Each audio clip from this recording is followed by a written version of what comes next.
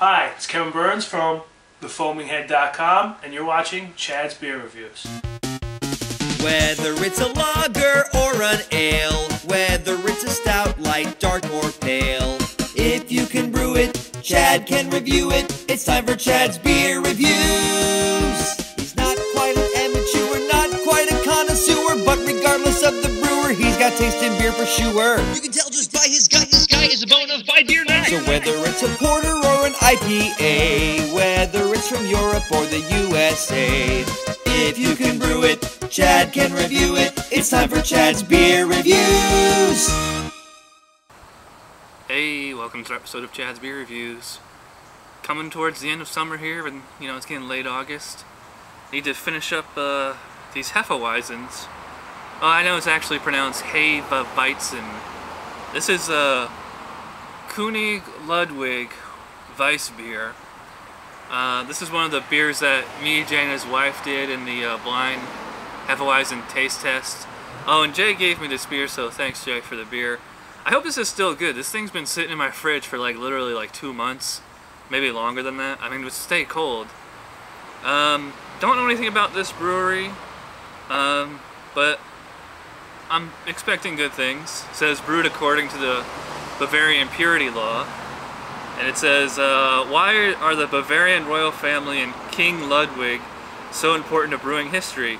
The Bavarian royal family had sole rights to brewing of Hefeweizen in Bavaria for 200 years. No wonder they are leading experts on wheat beers. Ingredients, you don't see this too often. Water, wheat malt, barley malt, hop extract, yeast, 5.5% alcohol by volume. And I love the cap on here, and I love this new bottle opener. It preserves them perfectly.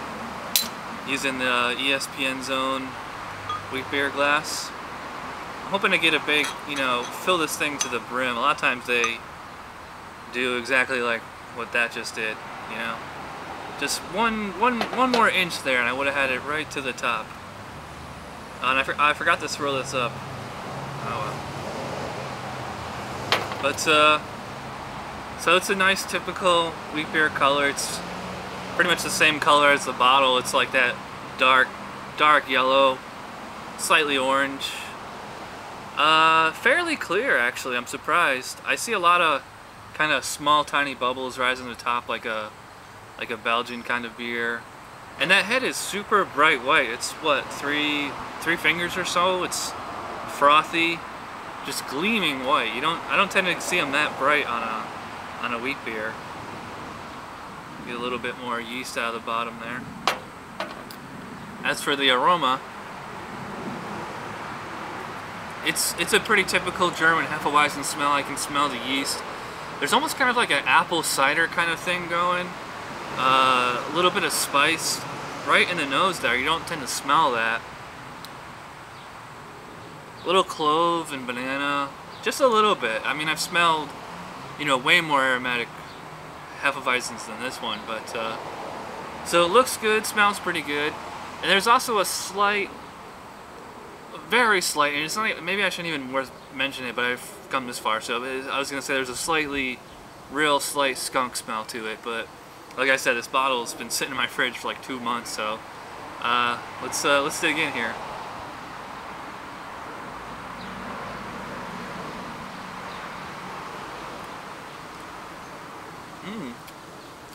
Well, and any flaws that the nose may have had, the body more than made up for it. Definitely no sour taste in the palate. Up front, it's a pretty standard German wheat beer.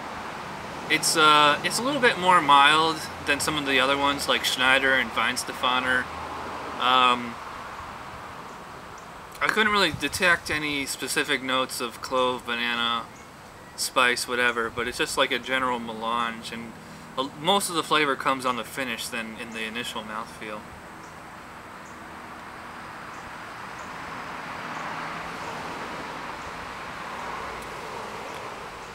Real tasty.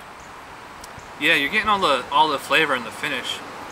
It's some kind of like a citrus of some kind of orange, not like a standard orange, more like a Tangelo or Mandarin kind of orange. Not noticing any kind of grapefruit or anything like that. Maybe like there's like some kind of breadiness in there too.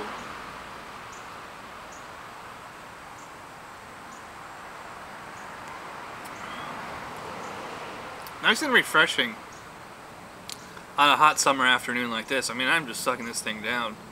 I mean, I wouldn't call this absolutely super amazing delicious, but yes, it is very tasty, and it's very drinkable too. It's not a super bubbly or spicy or peppery body, so in your mouth it's like, it's soft, it's kind of thick, goes down real smooth. I mean, I could chug this whole thing from top to bottom if I really wanted.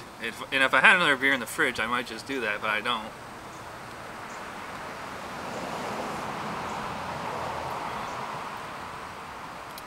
Right, nice, real nice. Yeah, I mean, can't even find anything negative to say about it. It's got everything. It's got good taste and high drinkability. It's not blowing my mind the way that the higher rated beers would be. I'm gonna go 8 on this beer, 8 B+, same thing, you know. Good taste and high drinkability. Not quite mind blowing, but nothing wrong with it at all. I mean, if you like Hefeweizens or what, you know, you're probably gonna like Konig Ludwig. I'm probably not even pronouncing that correctly. Konig is German for king. So, yeah, it's nice. Hope this is a nice, distinct review here. 8 out of 10 for Konig Ludwig. Thanks for watching. Remember to check out my second channel, Chad's youtube.com/chadsbeerreviews, and we'll see you next time. Bye.